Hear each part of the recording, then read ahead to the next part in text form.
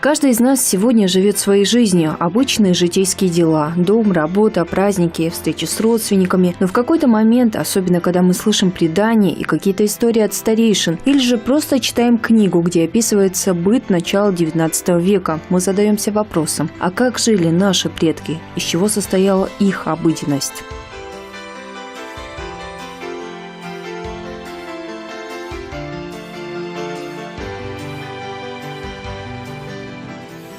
Долгое время в истории были обозначены лишь некоторые очень крупные исторические события и имена прославленных предков ингушей. О жизни же простых людей данных было очень мало. Но сегодня, благодаря работе историков и архивистов, которые выявляют все новые материалы, белых пятен становится все меньше.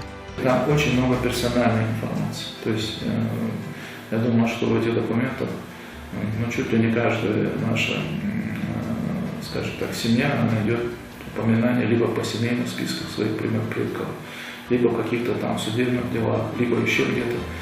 Работа по поиску и выявлению материалов об ингушах, живших в период существования Терской области и других исторических периодов, ведется в Северо-Осетинском архиве сотрудниками Госархива Ингушетии с декабря 2018 года. Чтобы просмотреть все материалы и отобрать те, где есть хоть мельчайшие сведения о наших предках, историкам потребовалось около 4 месяцев. Сейчас выявленные материалы копируются, и все желающие смогут ознакомиться с ними к концу этого года. Мы там очень долго не работали, где-то начиная с 2000-х годов нами там работа не велась, но вот в прошлом году мы эту работу возобновили. И выявлено, мы там поработали по очень многим фондам. Это дореволюционный период в основном мы смотрели, дореволюционный период, несколько нас человек там поработало. И там вообще этот архив, он очень богатый. Вы знаете, что весь архив, в принципе, фонды учреждений Терской области, они в силу различных обстоятельств они оказались именно в архиве ЦК Сувалани. То есть это история не только, допустим, там народов, населяющих Северной Осетии, но это история ингушей, Ингушетии, это история Чечни, история Кабардино-Балкарии, и так далее, других регионов, которые когда-то входили в состав Терской области, она отражена именно в этом архиве. Поэтому он для нас представляет такое первостепенное значение, этот архив.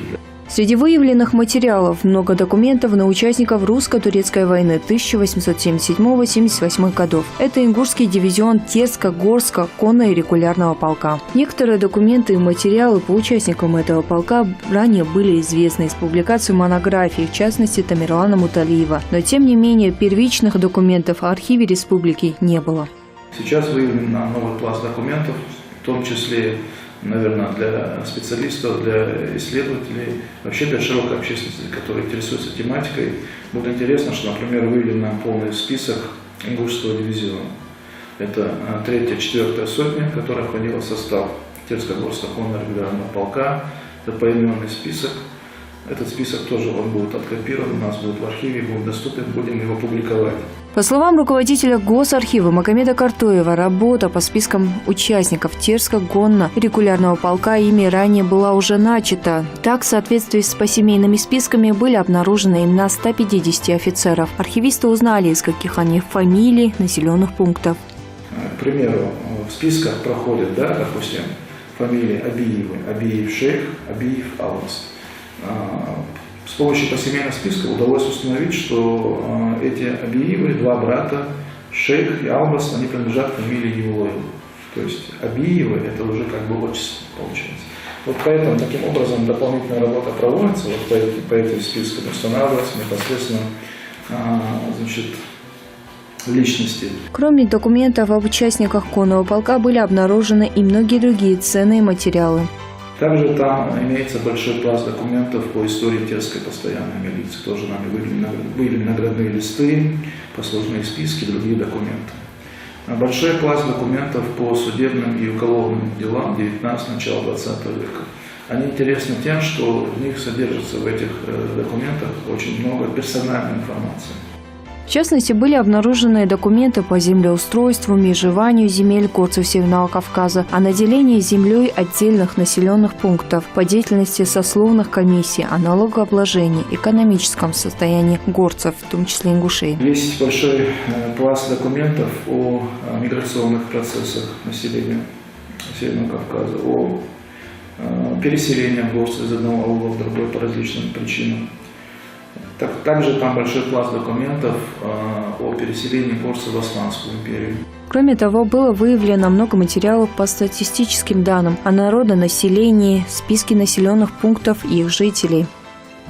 Ну и есть отдельный фонд, выделенный по картам и планам Северного Кавказа. Тоже вот по всем этим фондам, а их достаточно много, по которым мы работали, фонды, это и фонд, например, картографические документы, материалы Терской области, фонд Терское областное управление. Несомненно, выявленные документы могут стать ценным материалом не только для научного сообщества республики, но и каждого ингуша, поскольку благодаря им мы сможем побольше узнать о наших предках, как они жили, куда переезжали, чем занимались и услышать новые для себя имена.